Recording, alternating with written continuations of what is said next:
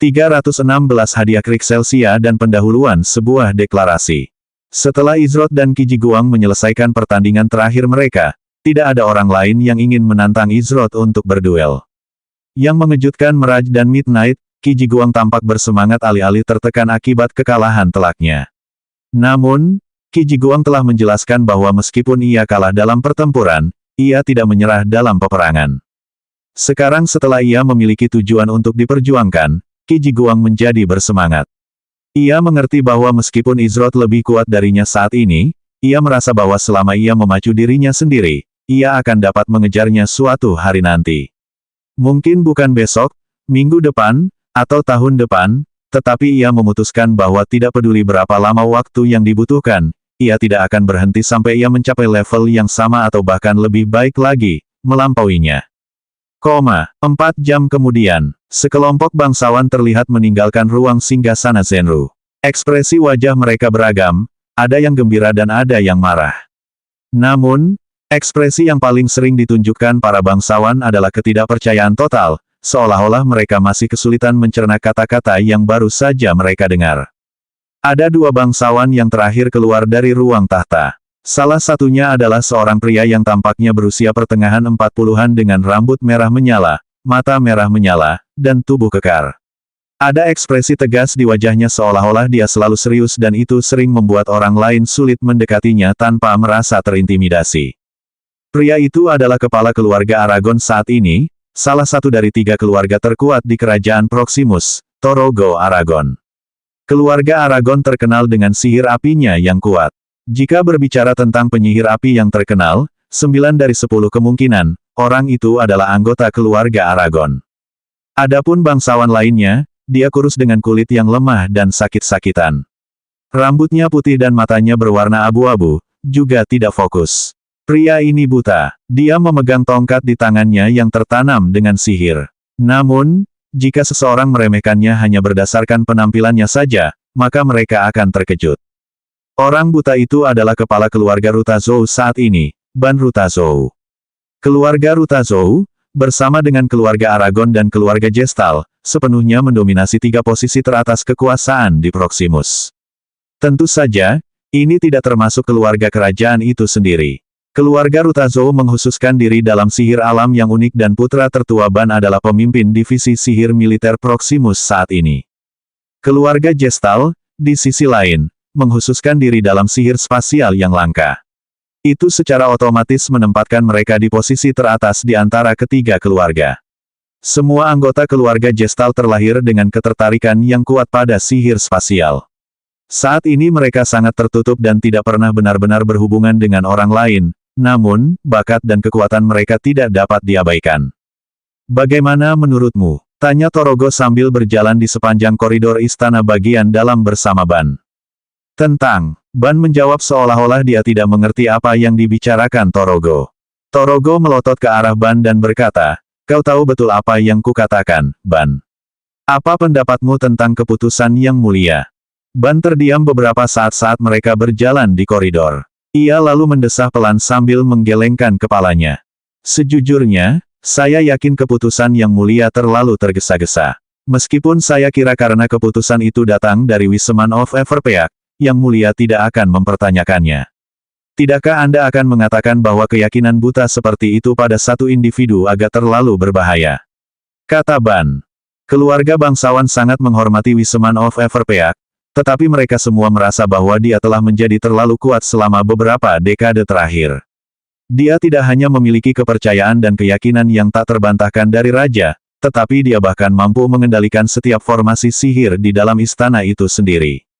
Bahkan kakak laki-laki raja, Zendai, tidak memiliki akses dan kendali setingkat itu.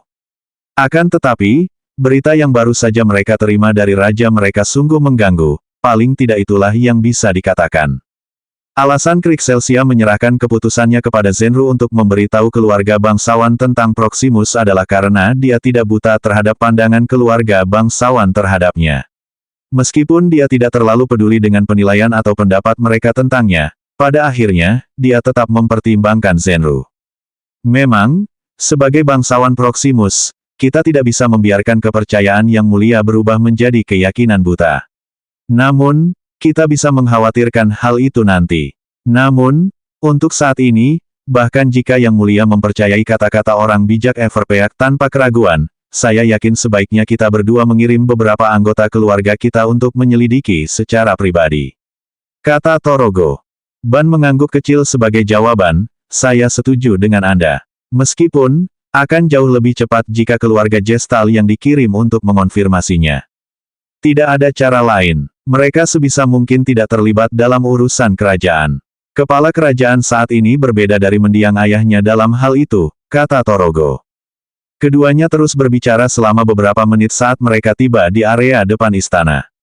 Aku akan kembali ke wilayahku untuk mempersiapkan diri sebelum pengumuman raja, kata Torogo sambil mengangkat satu tangannya ke langit.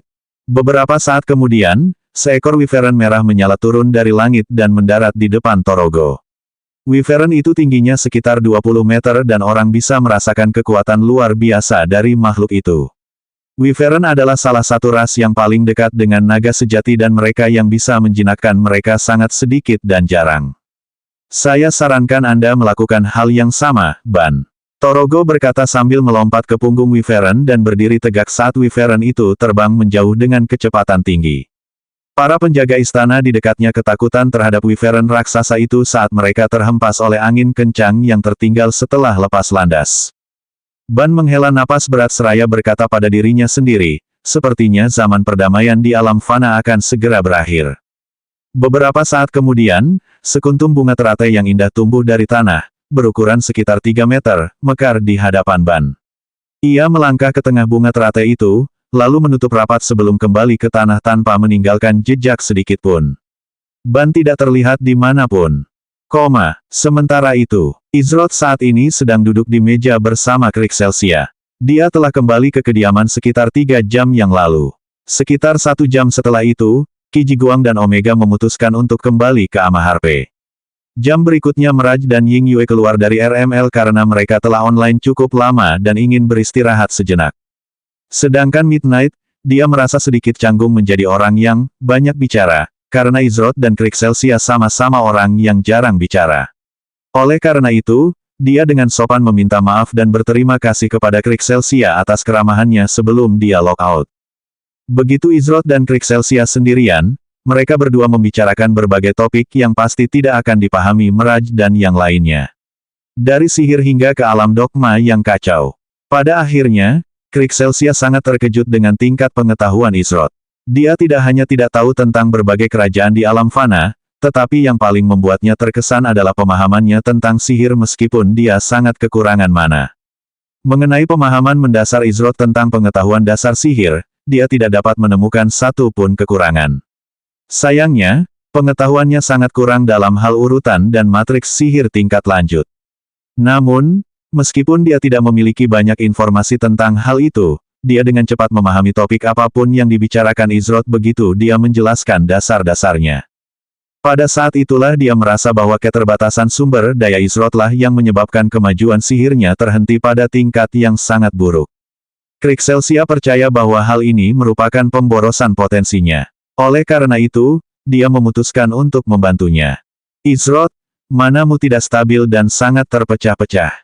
Sepertinya akhir-akhir ini kau bertindak gegabah, kata Krixelsia. Ia telah menyadari mana Izroth yang terpecah-pecah sejak awal, namun, karena itu tidak mengancam jiwa dan ada hal-hal yang lebih penting untuk diurus saat itu, ia tidak membicarakannya. Jadi itulah mengapa manaku beregenerasi dengan sangat lambat. Izroth hanya bisa tersenyum tak berdaya sebagai balasannya.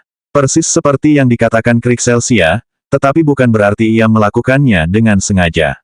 Berkat skill Breaker of Limits miliknya, sistem secara otomatis mencari sumber energi pengganti untuk menutupi kekurangan mana miliknya agar dapat melakukan elemen fusion tanpa persetujuannya. Sejak saat itu, dari 270 poin mana, bahkan setelah berjam-jam, jumlahnya tetap hanya 35 poin. Krixelsia mengulurkan tangannya saat aliran tipis mana berwarna pelangi mengalir dari tangannya dan terbang menuju Izroth. Saat mana tersebut bersentuhan dengan tubuh Izroth, ia merasa seolah-olah cermin yang pecah di dalam dirinya mulai memperbaiki dirinya sendiri. Hanya dalam beberapa detik, mana miliknya telah melonjak dari 35 poin menjadi 270 poin. Namun, Bukan itu saja yang terjadi. Peringatan sistem, Anda telah memperoleh keterampilan pasif, segel 10 cakram. Keterampilan ini, Izroth benar-benar dapat merasakan kumpulan mananya berkembang dengan kecepatan yang luar biasa. 300 poin, 450 poin, 585 poin. Mana Izroth meningkat dari hanya 270 poin menjadi 585 poin. Hanya dalam beberapa detik, mananya meningkat 2 kali lipat. Itu semua berkat skill yang ia peroleh dari Krixelsia, Seal of Ten Chakrams. Tentu saja, Izroth bersyukur dan berterima kasih kepada Krixelsia atas perhatiannya. Saat membaca skill tersebut, Izroth tercengang. Ia tidak menyangka akan memperoleh skill yang luar biasa hanya dari percakapan sederhana dengan Krixelsia. Dengan keterampilan ini, mungkin saja aku akhirnya bisa membentuk inti mana. Setelah pertarungannya dengan Izroth, Valentine mengunci diri di dalam kamar tempat ia awalnya keluar saat Izroth dan yang lainnya pertama kali tiba di tanah milik Krixelsia. Namun, sekitar 10 menit yang lalu Valentine keluar dari kamar itu dengan ekspresi gembira di wajahnya. Ketika ia melihat Izroth dan tuannya, ia pun mengoceh panjang lebar dan gembira tentang keberhasilannya menyelesaikan rangkaian sihir ke-6. Setelah agak tenang, Valentine duduk bergabung dengan Izroth dan tuannya dan sekarang, disinilah mereka bertiga duduk di meja yang sama sambil berdiskusi. Tiba-tiba, suara keras bergema di seluruh ibu kota sihir. Suara apa itu? Tanya Valentine. Begitu ya, sepertinya dia sudah membuat keputusannya. Ucap Krixelsia sambil berdiri dan mulai berjalan menuju pintu keluar gedung. Guru, mau kemana? Tanya Valentine. Kalian berdua, ikuti aku. Krixelsia menjawab tanpa menghentikan langkahnya. Izroth dan Valentine mengikuti Krixelsia saat mereka tiba di luar di area depan perkebunan.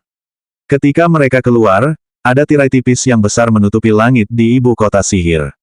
Namun, tanpa sepengetahuan Izroth dan Valentine, tirai tipis yang sama muncul di atas ibu kota setiap kerajaan besar di alam fana. Amaharpe, Otol Helm, dan bahkan Tempest memiliki tabir tipis yang muncul di atas ibu kota mereka. Beberapa saat kemudian, seseorang muncul di balik tabir tipis itu. Saat itulah mereka menyadari bahwa itu bukan sekadar penghalang, melainkan semacam layar ajaib. Itu dia. Di layar, ada seorang pria yang duduk di singgasananya dengan tatapan dan aura berwibawa. Pria itu tidak lain adalah Zenru Proximus, Raja Proximus saat ini. 317 pernyataan. Sungguh formasi sihir yang sangat rumit. Aku ingin tahu berapa lama waktu yang dibutuhkan untuk membangunnya mengingat, kata Valentine sambil menatap ke langit dengan mata sihirnya yang aktif. Dia berbicara dengan nada bersemangat sambil memeriksa layar sihir, namun, begitu Krixelsia melotot ke arahnya, dia menyusut kembali dan terdiam sepenuhnya. Krixelsia mengalihkan pandangannya kembali ke langit sambil berkata, ini adalah salah satu bentuk sihir komunikasi tertinggi, View of Words. Sihir ini digunakan oleh kerajaan-kerajaan di alam fana untuk satu hal dan satu hal saja, sebuah deklarasi perang. Izroth dan Valentine terkejut saat mendengar ini, tetapi karena dua alasan berbeda. Valentine tidak begitu tahu apa yang terjadi di balik layar di Proximus karena ia benar-benar fokus pada studinya tentang sihir. Adapun Izroth, dia tidak menyangka Zenru akan membuat keributan seperti itu dan membiarkan kerajaan musuh, Tempest, mengetahui niat mereka. Bukankah lebih baik mempersiapkan diri secara rahasia dan mengejutkan Tempest dengan serangan besar-besaran? Krixelsia dapat melihat sedikit kerutan di wajah Izroth saat dia berbicara tentang tujuan View of Words. Alam fana telah mengalami banyak bencana, banyak di antaranya yang hampir memusnahkan semua makhluk hidup. Setelah Perang Titan ke-7 berakhir, perjanjian abadi dibentuk antara kerajaan-kerajaan yang paling kuat.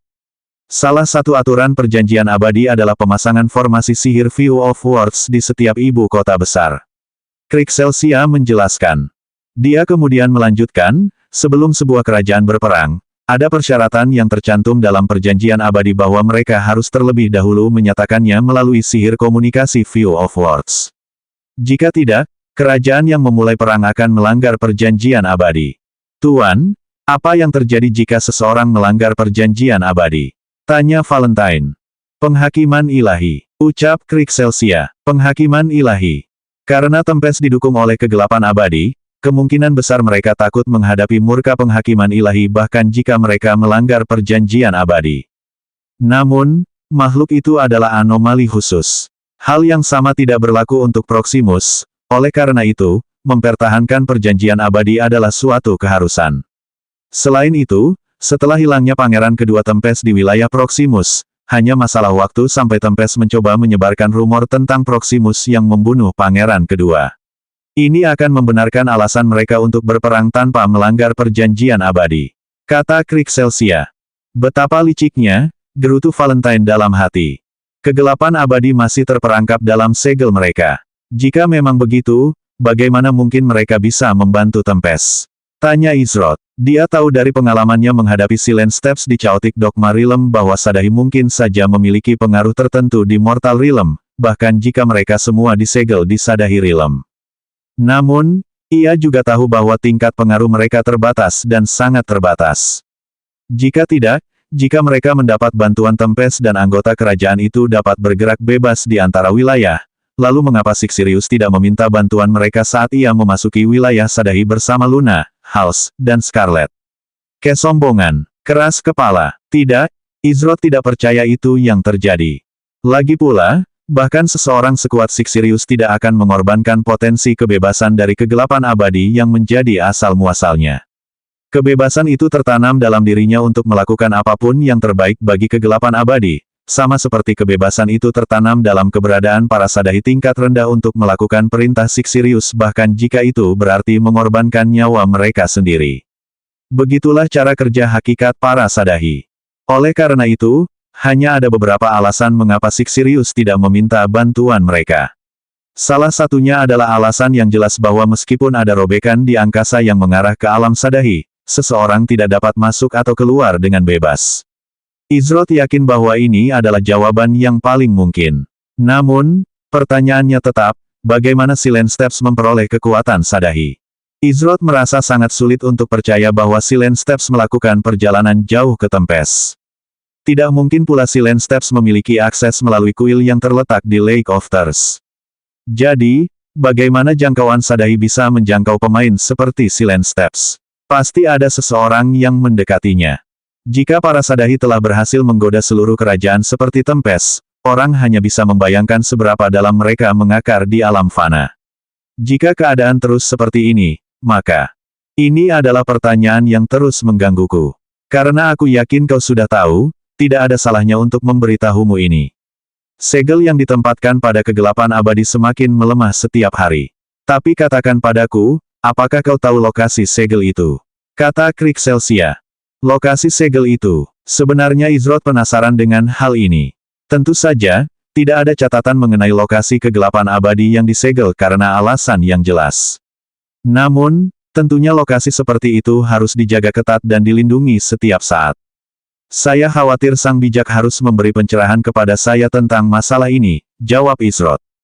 Ibu kota Amaharpe tidak selalu berada di lokasinya saat ini.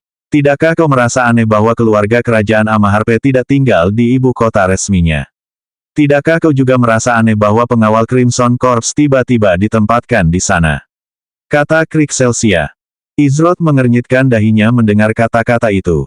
Sebenarnya, Izroth telah menanyakan pertanyaan ini dalam benaknya berkali-kali. Awalnya, ia mengira itu karena gelombang monster dari peristiwa pelindung Amaharpe. Namun, ia segera menyadari bahwa bahkan tanpa pengawal Crimson Corps, itu bukanlah ancaman nyata bagi kerajaan sekuat Amaharpe.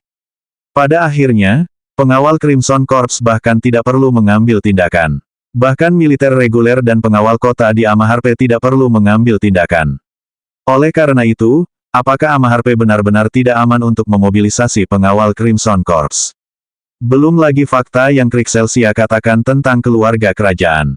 Tidak banyak pemain yang mengetahui hal ini, tetapi Izroth yang telah membaca buku-buku di perpustakaan istana dan pernah ke istana itu sendiri mengetahuinya. Sebelum perang melawan para Sadahi, ibu kota Amaharpe berada di lokasi yang sama sekali berbeda. Ibu kota baru resmi dipindahkan setelah perang berakhir. Namun, meskipun istana dibangun di sana, keluarga kerajaan tidak pernah pindah dari lokasi ibu kota aslinya. Mengapa demikian? Izroth yakin bahwa Krixelsia baru saja memberitahunya beberapa informasi yang menakutkan. Jadi itulah sebabnya ibu kota Amaharpe terus-menerus terdaftar sebagai kota yang hancur akibat gagalnya misi tersebut. Izroth telah menghubungkan semua titiknya. Munculnya pengawal Crimson Corps, ancaman terus-menerus akan kehancuran ibu kota, ketidakhadiran keluarga kerajaan di ibu kota, dan lokasi kegelapan abadi yang tersegel yang tidak tercatat. Ibu kota Amaharpe. Izroth bergumam pada dirinya sendiri. Pengetahuan yang kau miliki tidak akan hilang darimu, Izroth. Seperti yang kau katakan, kegelapan abadi disegel tepat di bawah ibu kota Amaharpe, kata Krixelsia. Tunggu sebentar, maksudmu selama ini kita hanya berjalan-jalan santai di atas eksistensi yang hampir menghancurkan seluruh dunia. Kata Valentine dengan nada penuh ketidakpercayaan dan keterkejutan. Betapa merepotkannya. Saat mereka bertiga berbincang-bincang, Zenru akhirnya menyelesaikan perkenalan resminya. Pada saat itulah Izroth, Krixelsia, dan Valentine menghentikan pembicaraan mereka. Saya, Zenru Proximus, Raja Proximus, dengan ini telah memenuhi pembukaan perjanjian abadi. Zenru berkata dengan aura kewibawaan. Raja, bangsawan, dan warga alam fana, dengarkan aku. Alam kita menghadapi bahaya besar yang belum pernah terjadi sebelumnya. Kita mungkin memiliki perselisihan, pertikaian berdarah yang tidak dapat dimaafkan, kebencian, kemarahan, dan kesedihan.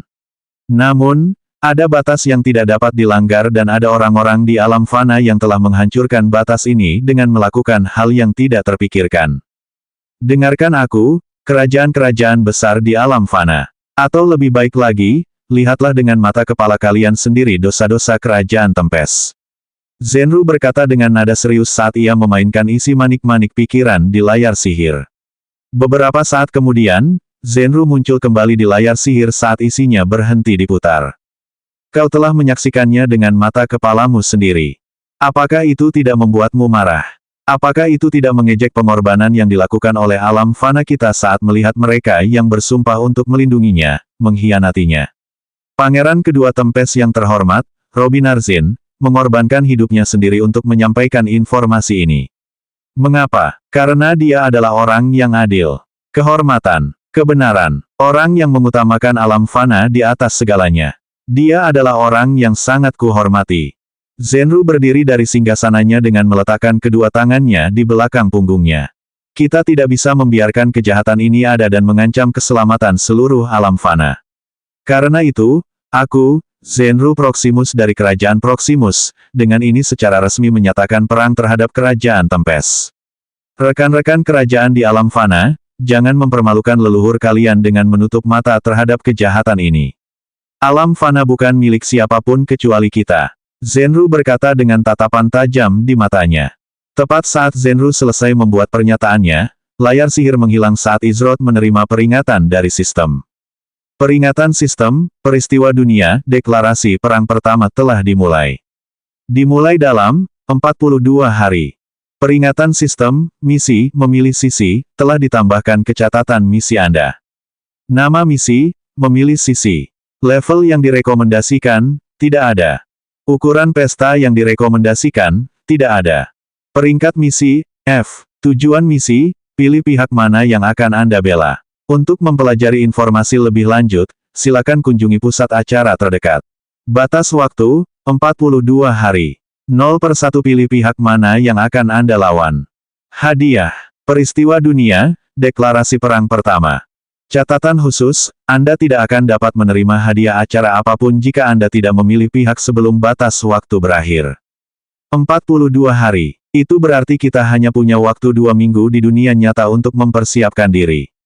Namun, Izroth bukan satu-satunya pemain yang menerima misi ini. Setiap pemain di RML juga mengalami peringatan sistem yang sama. Berita ini akan mengguncang hati setiap orang di RML. Itu adalah pernyataan perang. Ketika layar ajaib itu menghilang, terjadi keheningan yang mematikan di seluruh RML. Dari para pemain hingga NPC, semua orang dibiarkan dalam keadaan kebingungan dan tidak bisa berkata-kata untuk sementara waktu. Bagi para pemain yang tidak mengerti sejarah dunia ini, mereka sedikit bingung dengan apa yang sedang terjadi.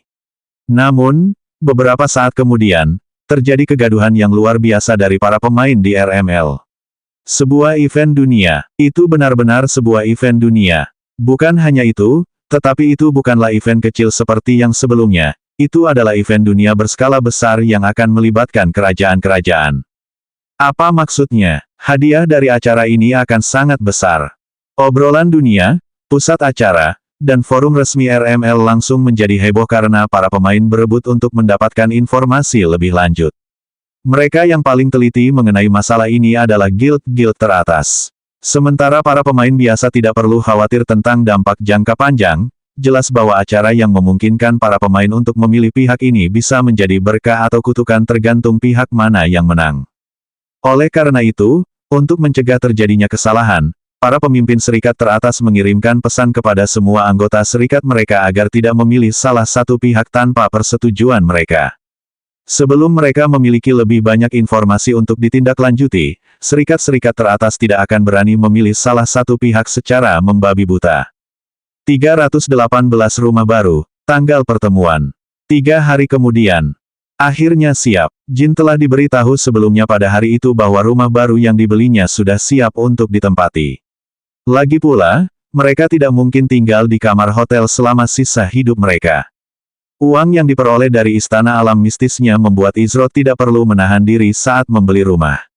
Namun, Rayleigh bersikeras agar rumah itu dibuat sederhana karena ia akan merasa tidak nyaman jika membeli rumah yang terlalu mewah. Oleh karena itu, Jin berkompromi dan membeli rumah yang tidak terlalu megah atau terlalu sederhana. Ia memahami bahwa gaya hidup seperti ini akan menjadi tantangan bagi Rayleigh untuk beradaptasi mengingat tahun-tahun yang ia habiskan untuk berjuang demi bertahan hidup.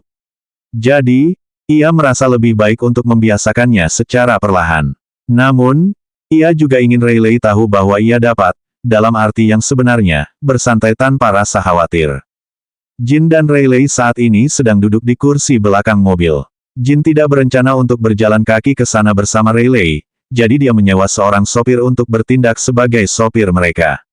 Rayleigh tak kuasa menahan senyum saat menatap Jin. Jin duduk di sana dengan sisi wajahnya bersandar pada tangan kanannya dan ekspresi tenang dengan tatapannya keluar jendela. Setiap kali menatap putranya, Rayleigh merasakan kedamaian yang sering ia rasakan. Di matanya, Jin akan selalu menjadi bayi yang sama yang ia gendong untuk pertama kalinya dan berjanji akan menghargainya selamanya. Sulit baginya untuk melakukannya, tetapi selama seminggu terakhir, dia menyadari bahwa tanpa menyadarinya, dia mulai semakin bergantung pada Jin setiap hari.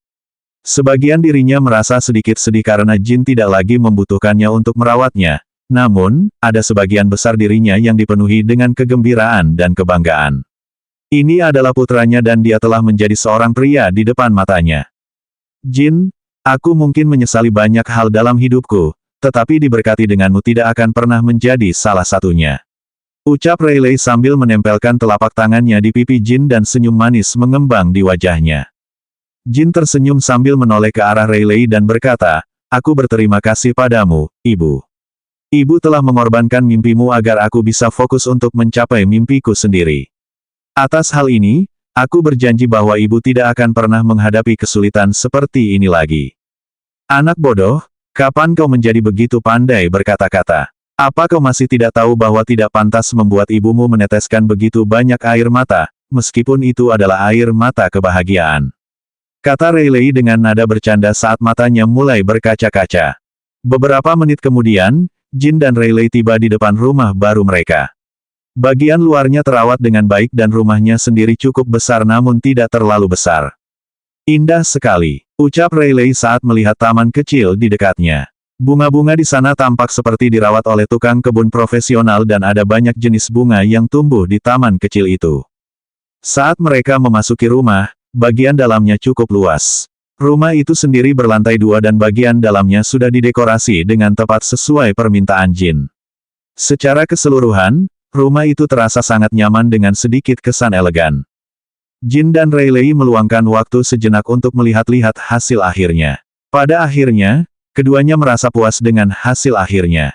Tempat ini akan menjadi rumah baru mereka. Setelah beberapa saat beradaptasi, Rayleigh tidak membuang waktu untuk menyiapkan hidangan untuk merayakan acara spesial itu dengan bahan-bahan yang dibelinya sebelum mereka berangkat. Setelah hidangan selesai disiapkan dan meja ditata, Jin dan Rayleigh duduk untuk menyantap hidangan pertama mereka di rumah baru mereka.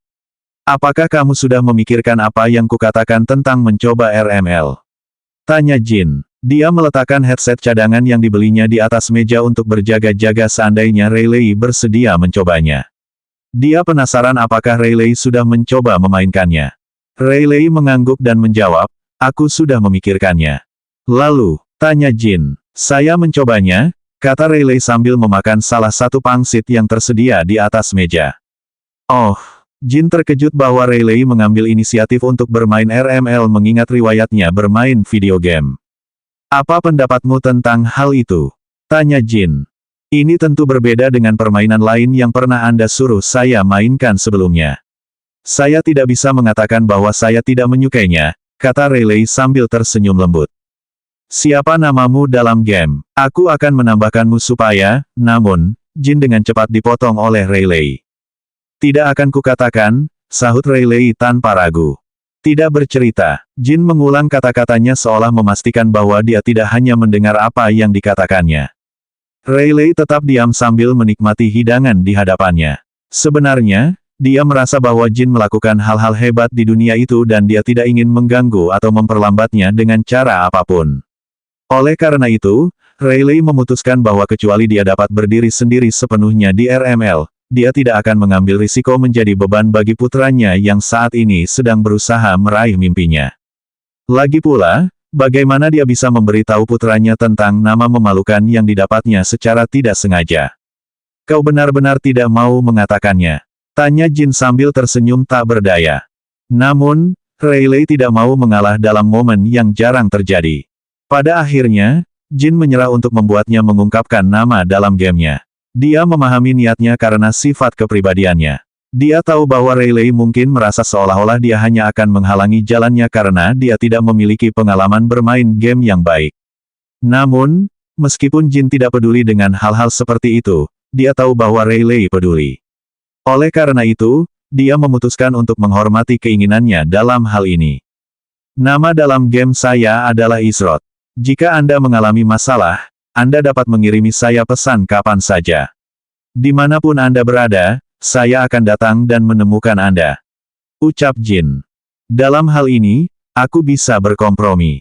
Rayleigh berkata sambil terkekeh pelan. Setelah Jin dan Rayleigh selesai makan, Jin masuk ke kamar barunya dan mengeluarkan headset realitas virtualnya. Sudah lebih dari 9 hari sejak pengumuman itu dibuat. Hari ini adalah hari di mana Xingbai mengatakan bahwa dia akan mengirimkan pil-pil itu ke Istana Alam Mistis.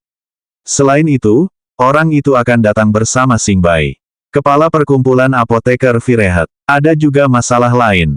Jin berbaring di tempat tidur dan mengenakan headsetnya. Baiklah, aku akan menangani satu masalah pada satu waktu. Untuk saat ini, aku akan bertemu dengan orang-orang dari Firehead Apothecary Society. Jin menyalakan headset dan masuk ke RML. Peringatan sistem, selamat datang pemain Izroth, di alam mitos dan legenda. Izroth membuka antarmuka sistemnya dan segera memeriksa pesan yang diterimanya saat sedang offline. Benar saja, ada pesan dari Hand in Fire, nama karakter Xingbai, bahwa mereka akan tiba di Mystical Realm Palace sekitar 20 menit lagi. Pesan itu dikirim 15 menit yang lalu. Xingbai berharap bertemu dengan Kaisar Pil. Namun, tidak banyak orang yang mengetahui identitas Izroth sebagai Kaisar Pil. Bukan karena ia takut untuk mengungkapkannya ke publik, ia hanya merasa bahwa Kaisar Pil, yang merupakan entitas yang terpisah dan misterius adalah tindakan terbaik untuk apa yang ada dalam pikirannya. Namun, dari percakapannya sebelumnya dengan Xingbai, Izroth tahu bahwa ia dapat dipercaya. Satu-satunya pertanyaan sekarang adalah, dapatkah pimpinan perkumpulan apoteker Firehead dipercaya? Saya kira kita akan mengetahuinya. Izroth meninggalkan rumah lelang Amaharpe, lokasi tempat ia terakhir kali lockout dan pergi menuju Istana Alam Mistis. Ia telah lama kembali ke Amaharpe setelah perjalanannya beberapa hari lalu ke Proximus.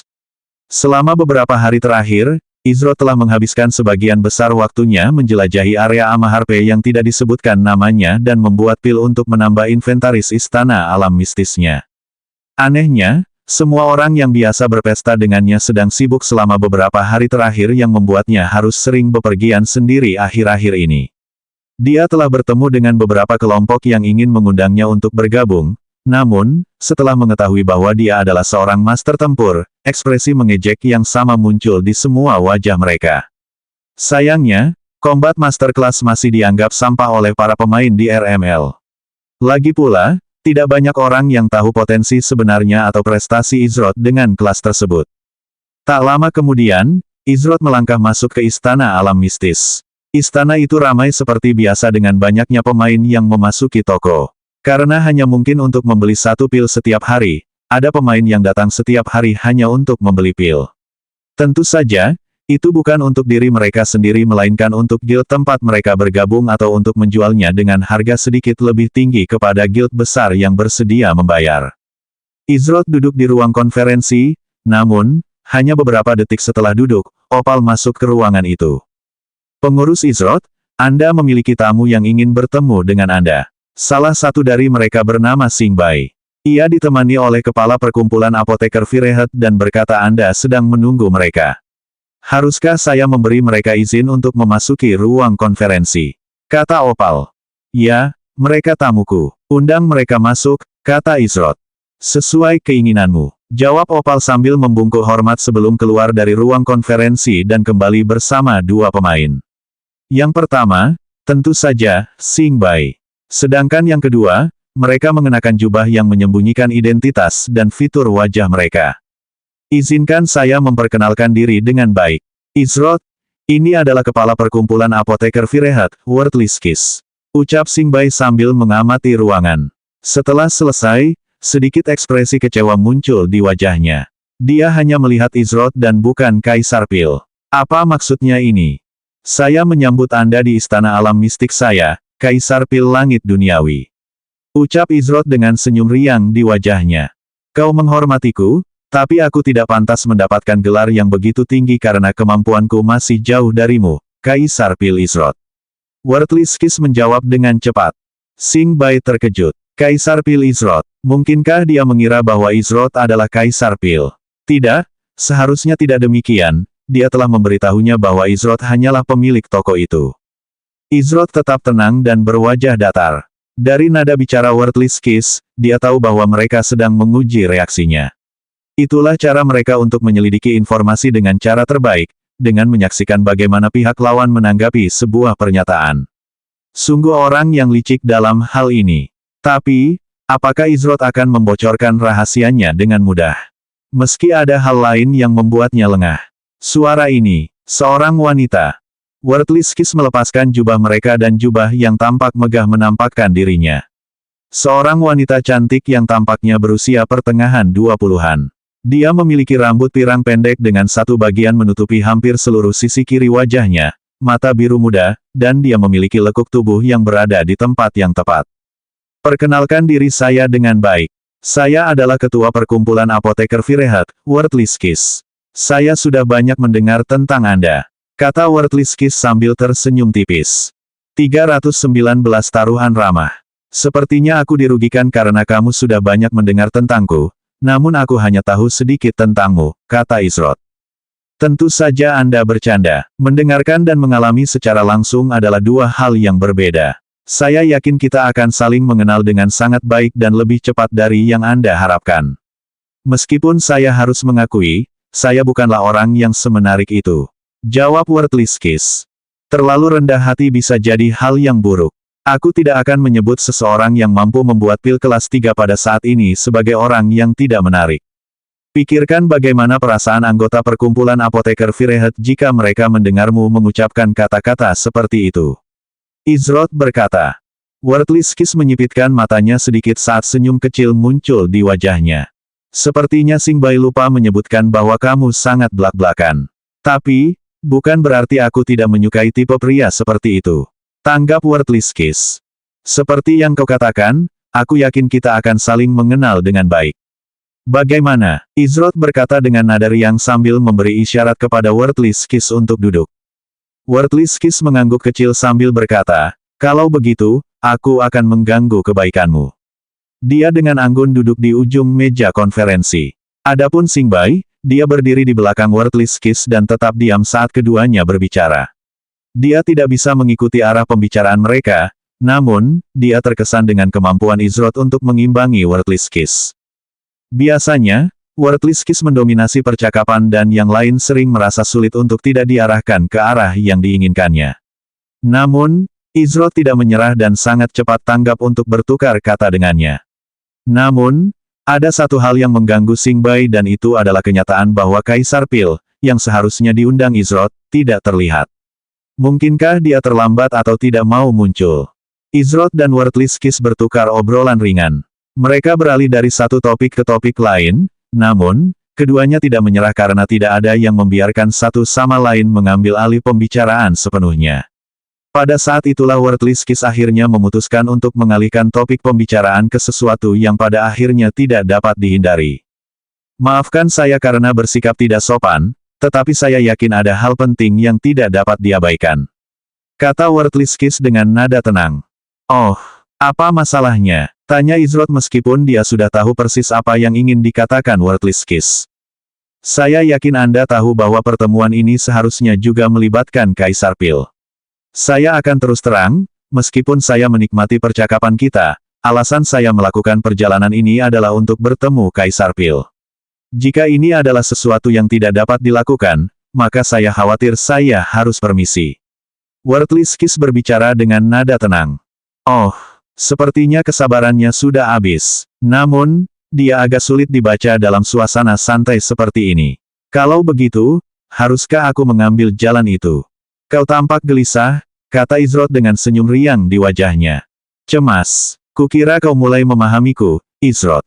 Aku punya hal-hal yang lebih penting untuk kulakukan daripada menunggu. Mungkinkah kau ingin aku meremehkan waktuku? Kata Worthless Kiss.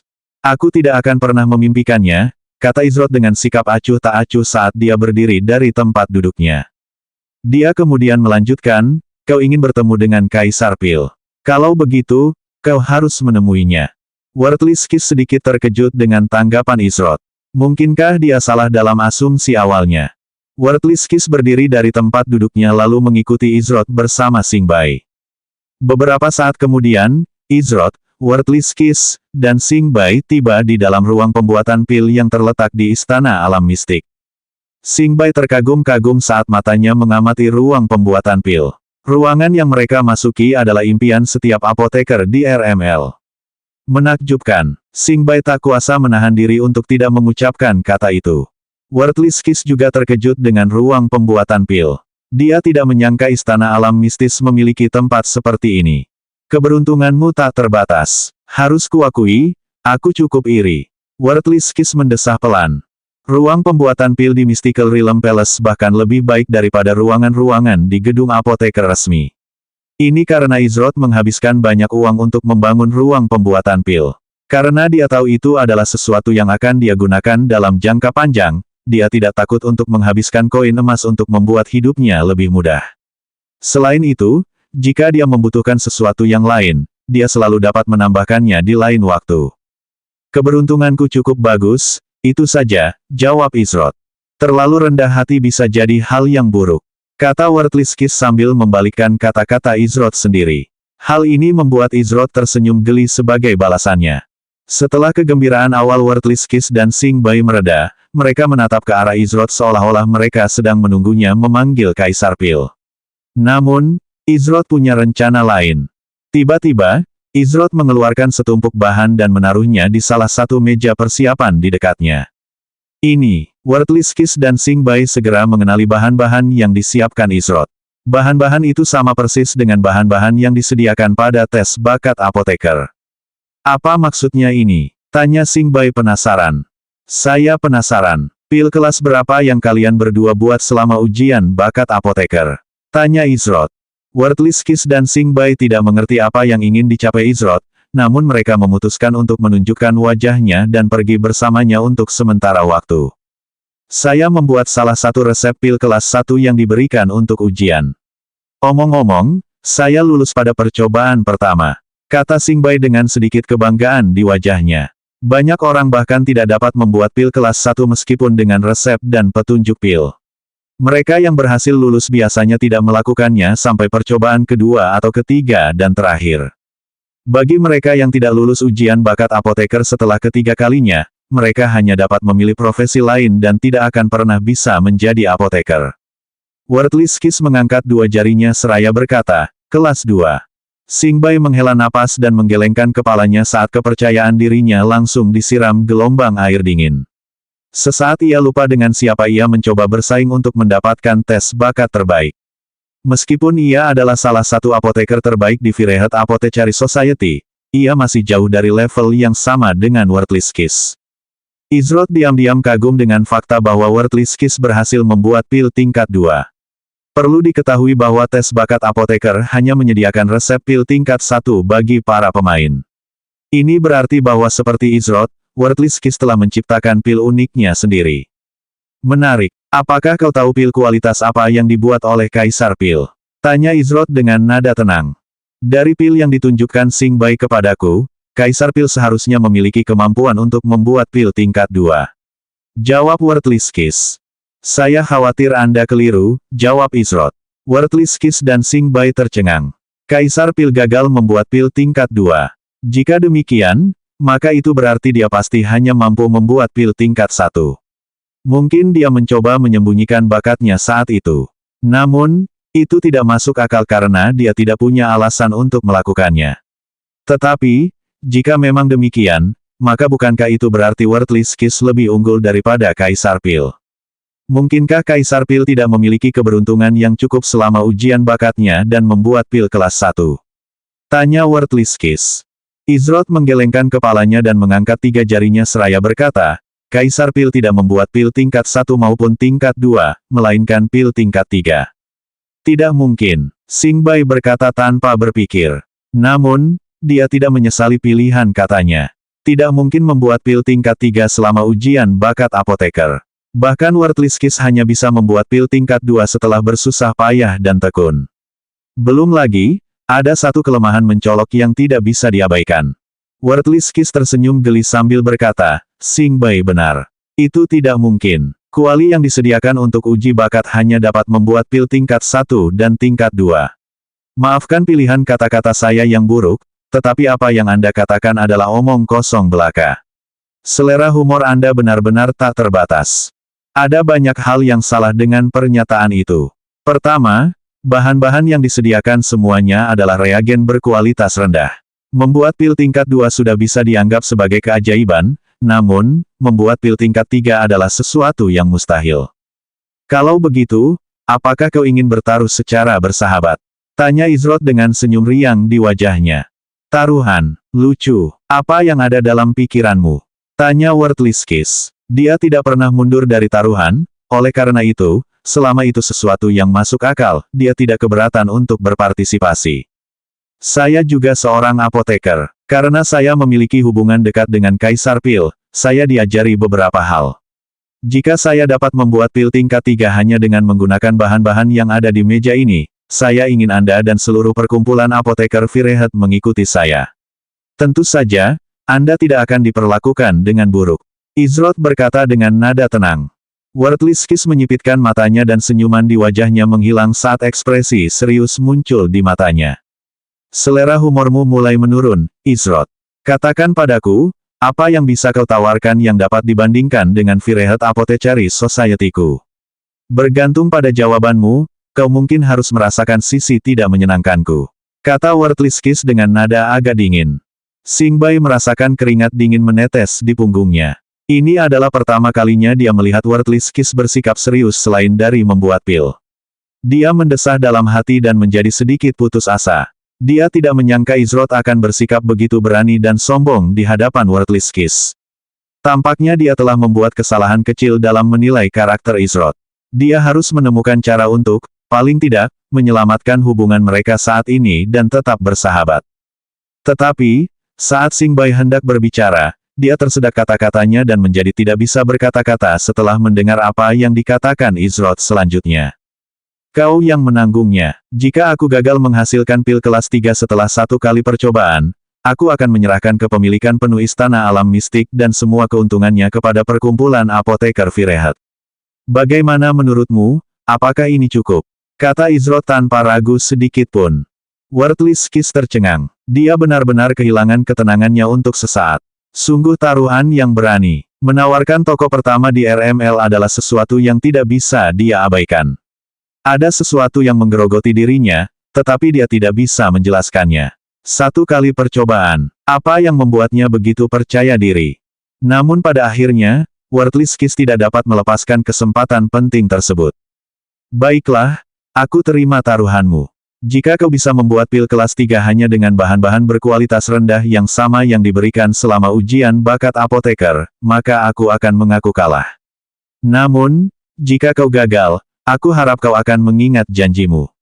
Kata Worthless Kiss. Meskipun dia tidak dapat memiliki properti di Amaharpe saat ini, dia akan menemukan cara untuk menyelesaikan masalah itu setelah dia memperoleh Mystical Realm Palace. Lagi pula, dia tidak benar-benar percaya bahwa Izroth mampu membuat pil tingkat 3 dengan bahan-bahan yang biasa-biasa saja itu. Saya selalu menepati janji. Saya hanya berharap pil Emperor Worthless Kiss juga dapat menepati janjinya. Izroth berkata dengan ekspresi tenang. Namun, meskipun ekspresinya tampak tenang di luar, dia tersenyum di dalam. Semuanya berjalan sesuai harapannya. Sekarang, yang tersisa hanyalah mengambil langkah terakhir. Firehead Apothecary Society, mendapatkanmu adalah langkah pertamaku. 320 menakjubkan dua apoteker. Awalnya, Izroth berencana untuk mempercayakan pembuatan pil untuk Istana Alam Mistis kepada cabang apoteker Sleeping Gardenia. Namun, setelah berdiskusi sebentar, secara mengejutkan Mariposa adalah orang yang membatalkan kesepakatan tersebut. Pada akhirnya, Mariposa memutuskan bahwa risiko kebocoran resep pil terlalu besar jika diserahkan kepada cabang apoteker Sleeping Gardenia. Meskipun dia mempercayai anggota serikatnya, keamanannya masih jauh dari kata sempurna.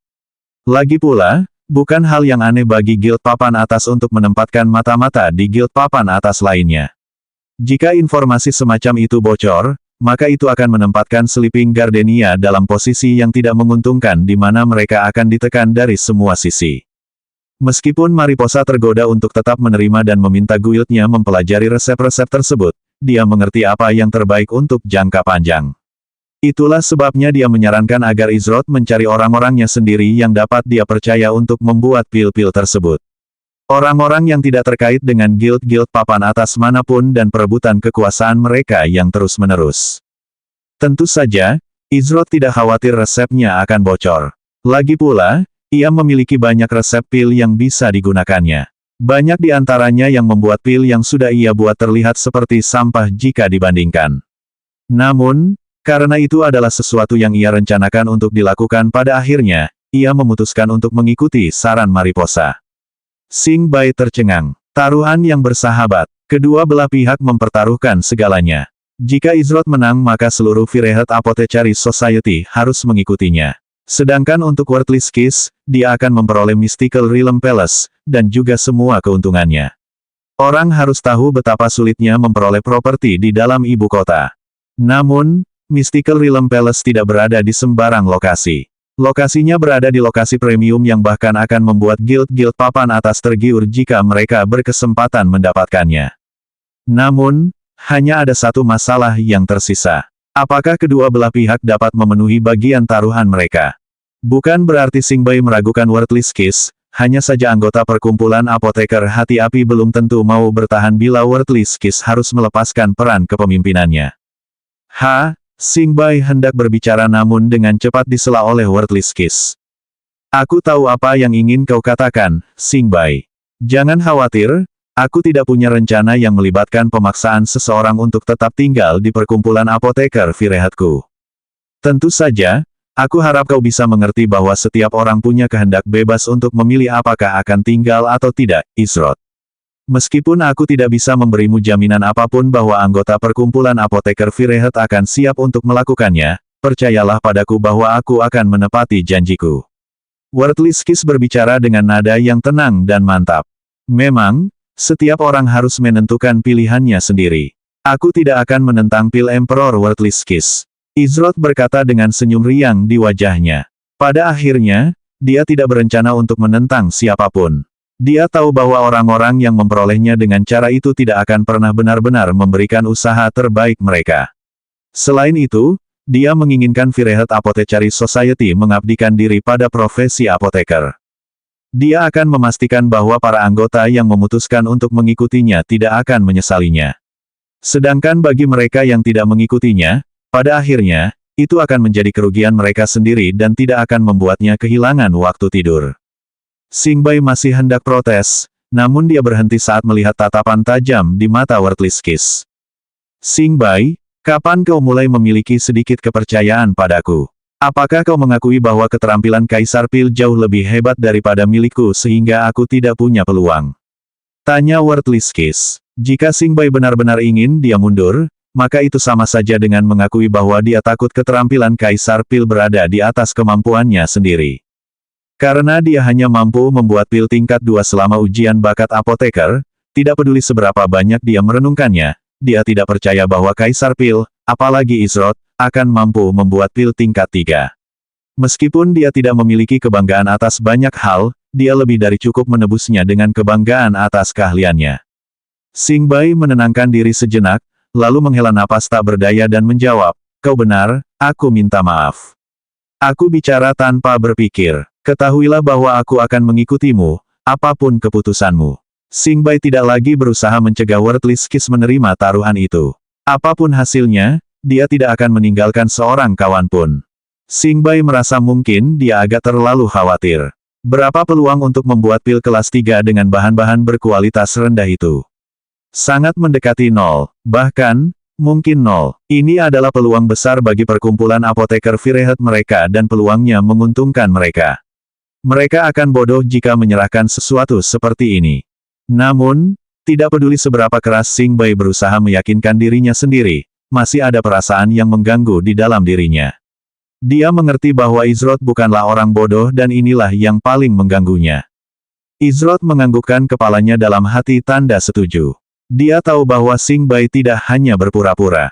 Xingbai benar-benar bersungguh-sungguh dengan apa yang dikatakannya dan hal ini meninggalkan kesan yang baik di benak Izrod. Wortliskis berjalan ke arah meja tempat Izrod menaruh bahan-bahan dan dengan hati-hati memeriksa bahan-bahan tersebut satu persatu. Dia ingin memastikan bahwa Izrod tidak memiliki bahan-bahan yang tidak disediakan selama tes bakat apoteker. Bahkan jika Wortliskis tidak menganggapnya sebagai orang jahat dengan niat jahat, lebih baik aman daripada menyesal. Izrod tidak keberatan Wortliskis memeriksa reagen. Hanya orang bodoh yang akan mengabaikannya saat ada begitu banyak yang dipertaruhkan. Wortliskis mengangguk tanda setuju saat dia menyelesaikan pemeriksaan bahan-bahannya. Semuanya tampak beres. Sekarang setelah masalah ini selesai, bagaimana kalau kita mulai? Kata Wortliskis sambil menyipitkan matanya sedikit. Akhirnya tiba saatnya baginya untuk mencari tahu apakah Izrod bodoh atau benar-benar memiliki keterampilan untuk mendukung klaimnya yang berani. Izrod mengeluarkan Dark Abyssal Cauldron dari inventarisnya dan menaruhnya di tengah ruangan. Ketika dia memanggil kuali itu, mata Wortliskis dan Xingbai membelalak kaget. Dia bahkan punya kualinya sendiri. Namun, dengan pendapatan yang dihasilkan oleh Mystical Realm Palace, ini bukanlah bagian yang mengejutkan. Yang mengejutkan mereka adalah mereka belum pernah melihat kuali yang begitu mendominasi. Kuali macam apa itu? Ada aroma obat kuat yang tercium di dalam kuali itu. Berapa banyak pil yang telah dibuat menggunakan benda itu? Kata Xingbai sambil merasakan bulu kuduknya merinding. Wortliskis tetap diam sambil mengamati dengan saksama setiap gerakan Izrod untuk memastikan tidak ada aktivitas yang mencurigakan. Ketika aroma obat itu tercium di hidungnya, Wortliskis tahu bahwa kuali yang baru saja dipanggil Izrod adalah kuali yang telah membuat ratusan. Tidak, mungkin bahkan ribuan pil. Namun, untuk membuat begitu banyak pil dan meninggalkan aroma obat seperti itu pasti hanya pil kelas 2 atau lebih tinggi. Pada saat itulah Wortliskis tahu tanpa ragu bahwa Izrod sebenarnya adalah kaisar pil yang misterius. Kalau tidak, bagaimana mungkin dia memiliki kuali mengerikan seperti itu dan aroma obat kuat yang melekat padanya? Namun, meskipun dia tahu hal ini, Wortliskis tidak berniat membatalkan taruhannya. Sebagian dari dirinya dipenuhi rasa ingin tahu. Benarkah itu? Apakah pil Emperor benar-benar berhasil membuat pil kelas 3 menggunakan bahan-bahan berkualitas rendah yang biasa-biasa saja itu? Wortliskis dapat merasakan detak jantungnya meningkat saat Izrod mulai memanaskan kuali dan nyala api yang menderu meletus dari dalam saat mencapai suhu maksimumnya. Inti api peringkat B. Kata Wertliskis dengan nada terkejut saat kata-kata itu keluar dari mulutnya bahkan sebelum dia menyadarinya. Peringkat B. Bagaimana ini mungkin? Bahkan kita hanya berhasil mendapatkan inti api peringkat C dan itu sangat merepotkan. Xingbai berkomentar sambil mendesah. Apakah mungkin untuk memiliki begitu banyak kekayaan yang terperangkap dalam diri satu orang? Bukankah kekayaan semacam itu seharusnya dibagikan kepada orang lain? Akan tetapi, saat Wertliskis dan Xingbai terkagum-kagum dengan kuali dan inti api milik Izrod, apa yang dilakukannya selanjutnya hampir membuat mereka pingsan karena terkejut. Bahan pertama yang dilemparkan Izrod ke dalam kuali adalah tetesan air terisolasi. Sungguh tindakan yang amatir dan bodoh. Itulah pikiran pertama yang terlintas di benak Wertliskis dan Xingbai. Tetesan air terisolasi bertindak sebagai agen pemurni, oleh karena itu, menambahkannya sebagai bahan pertama sama sekali tidak memberikan manfaat karena tidak ada reagen lain yang dapat dimurnikannya. Kesimpulannya, itu adalah tindakan yang tidak berguna. Apakah orang ini benar-benar Kaisar Pil? Wertliskis bergumam pada dirinya sendiri sambil mengerutkan kening saat keraguan mulai terbentuk di benaknya. Xingbai menggelengkan kepalanya dan berkata, sepertinya kekhawatiranku tidak ada gunanya. Menambahkan tetesan air terisolasi sebagai bahan pertama dalam resep pil apapun pasti akan berakhir dengan kegagalan karena tidak ada gunanya. Bahkan apoteker yang paling amatir pun tahu informasi dasar ini. Dalam waktu kurang dari satu tarikan napas, Izrod menurunkan suhu kuali dan menambahkan akar kuning. Tidak seperti sebelumnya, di mana ia harus menunggu 5 menit sebelum menaikkan suhu kuali dan menambahkan bubuk oktrin. Berkat kontrol suhu yang luar biasa dari kuali abisal gelap, ia dapat memangkas waktu tersebut hingga beberapa detik. Apa yang dia lakukan dengan menambahkan akar kuning dan bubuk pohon ek ke dalam pil yang sama? Apakah dia mencoba meledakkan kualinya sendiri? Xingbai berkata dengan suara yang tidak percaya. Orang harus tahu bahwa itu sama saja dengan mencampur api dan air, itu sia-sia. Namun, tidak seperti Xingbai yang dengan jelas menyuarakan keluhannya tentang kurangnya pengetahuan Izrod tentang keterampilan apoteker yang tepat. Wertliskis tiba-tiba merasakan tekanan yang luar biasa. Apa yang terjadi dengan metode pembuatan pil yang aneh ini? Menaikkan suhu ke tingkat yang ekstrim lalu menurunkannya ke suhu yang dingin, menambahkan bahan-bahan yang seharusnya tidak bercampur satu sama lain, urutan tindakan yang aneh. Wertliskis tahu bahwa semua yang dilakukan Izrod pada dasarnya salah dalam banyak hal, tetapi dia tetap terguncang sampai ke inti dirinya. Saat dia benar-benar merenungkan efek dari setiap bahan dan menyusun beberapa hal, dia mulai melihat bahwa apa yang sebelumnya dia pikir mustahil menjadi mungkin secara teori.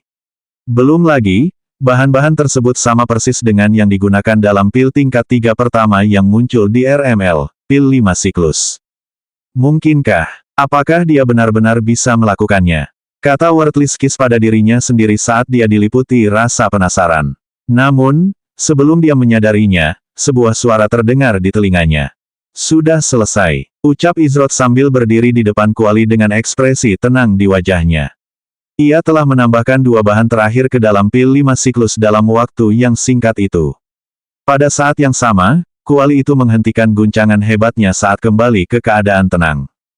Begitu cepat, seru Wertliskis. Bahkan belum 10 detik. Bagaimana mungkin seseorang bisa secepat itu? Mustahil. Benar-benar mustahil. Namun, itu terjadi tepat di depan matanya. Tidak ada tipu daya yang terlibat dan bau yang memenuhi ruangan itu jelas merupakan bau pil kelas 3 yang baru dibuat. Tidak diragukan lagi, Izrod baru saja berhasil membuat pil kelas 3. Itu. Kelas 3, ini benar-benar kelas 3. Xingbai hampir tidak dapat berbicara karena jantungnya hampir melompat keluar dari dadanya karena keterkejutannya.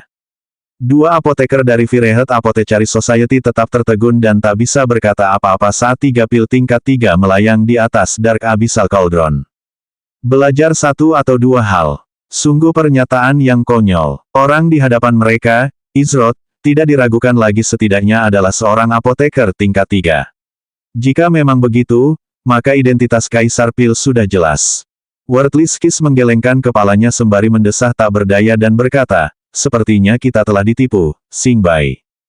Akan tetapi, alih-alih merasa marah atau kesal atas kenyataan bahwa dirinya telah ditipu, ada senyum penasaran yang terbentuk di bibir Wertliskis.